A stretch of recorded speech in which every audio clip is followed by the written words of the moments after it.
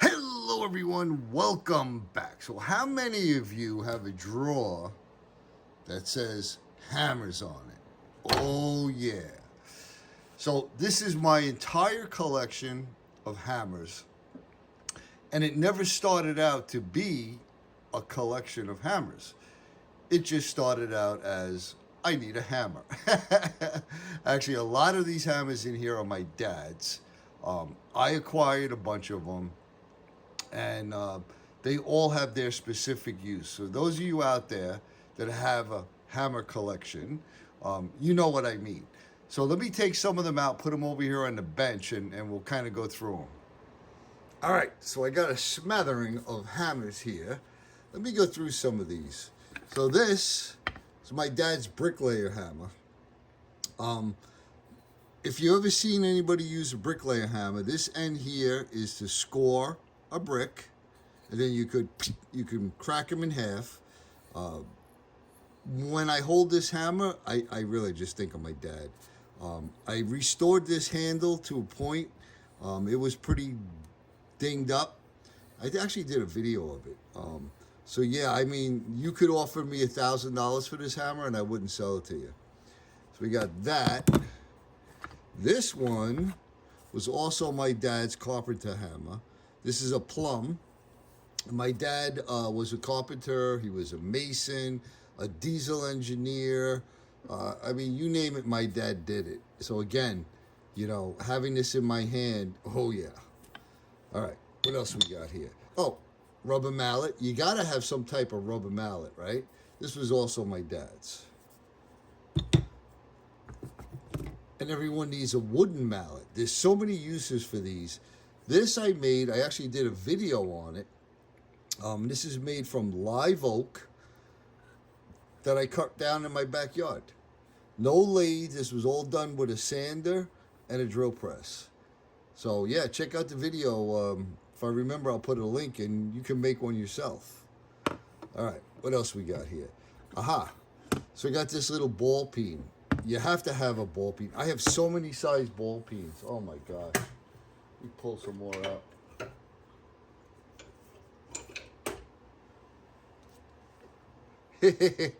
So many size ball peens.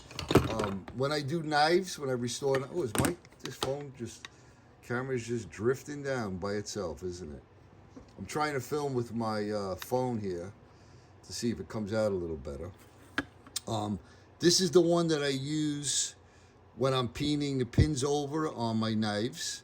This is a Vaughn. A friend of mine gifted me this. This one here I paid 50 cents at a yard sale. And again, the only wood I had, I would have loved to have used hickory or ash, but I didn't have either. But again, I did have some live oak. So I carved this handle. I actually use this one a lot. I have here, I picked this one up when I was doing all my tin work. It's flatter on both sides. Excellent for doing, I think they call it a jeweler's hammer, but kind of weird handle, but it kind of works. So I got that. This is a Cobalt from Lowe's, 2.5 pound, made in Mexico, and I took the plastic handle off and I put this hickory handle on it for blacksmithing. Got the cross peen here, polished all the faces, so we got that. We got here, I guess it's a mini sledgehammer. And again, this was my dad's. We call them lump hammers. My dad would say, give me the lump hammer, and it would be this bad boy. I don't know how much this weighs. I have no idea. But it's a heavy hammer.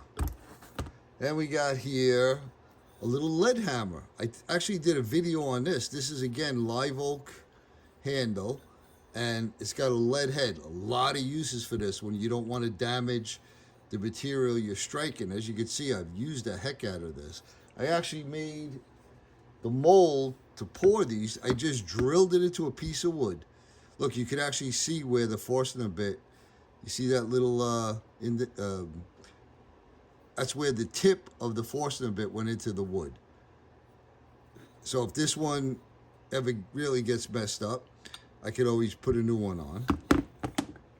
I have this here. I actually won this hammer in a giveaway from one of the Smith & Wesson boards I belong to. And the guy machined this as a gunsmith hammer. Pretty cool. Okay, now it's got removable ends. I got them on pretty tight. We got brass. We got Delrin. I got a softer plastic. You got a steel one down here that you could take off and put over there. But I didn't like the handle. I don't know. It just kind of felt weird to me. Yeah, so I don't really care for the handle because it just kind of felt weird. So I just turned this on my lathe, put a little stud in it, and believe it or not, I love that handle. And I like the forward weight as opposed to this. There's a lot of weight in the back. So I actually use this a lot. And then this is my latest acquisition. We got a cross peen. I bought this for $5 off of an elderly lady on Facebook Marketplace. It actually came with this one, so I paid $10 for the both of them. This was the handle that was on it. So I bought a handle off of Amazon, hickory handle, and I did a little work to it to kind of thin it out here to replicate this one as best I could. Put a little mahogany wedge in there, glued in. All I had to do was wire brush this. It was in pretty decent shape. Resurface the face and the peen, and that's a beautiful hammer. I have not used it yet, but when I need it, I'm gonna have it. So there you have it. Some of the hammers in my hammer drawer, there's still a bunch more in there. There's a lot of specialized hammer, like this is a tack hammer, they call it. It's got a little magnet here, it will hold the tack and you... So yeah, another plastic mallet. And these ends come off and you can put different ends on them. Yeah, hammers are like, you know, have the right tool for the right job. So, yeah, just a little tiny glimpse. So I got one more here I'll show you. Check this little puppy out. I've actually used this one to do some delicate peening from pins on a knife that I was using. Very delicate work. It's got a cross peen. It's got a bunch of different tips. What do we got? Steel, brass, another dome shape. So again, I mean, there's so many different types of hammers, specialized hammers. I know brother Dean out there from Orion, he loves hammers. So yeah, if you got a little hammer collection, bring it on, you know, make a video of it. Let me see what you got, because it's always interesting to see these hammers, especially the older antique ones. Yeah, I love it. So there you have it, folks. You know I'm going to say it. I'm sending you all much, much love and appreciation, my brothers and sisters. I hope you all are doing well. I want to thank you for coming along, and we'll see you on the next one.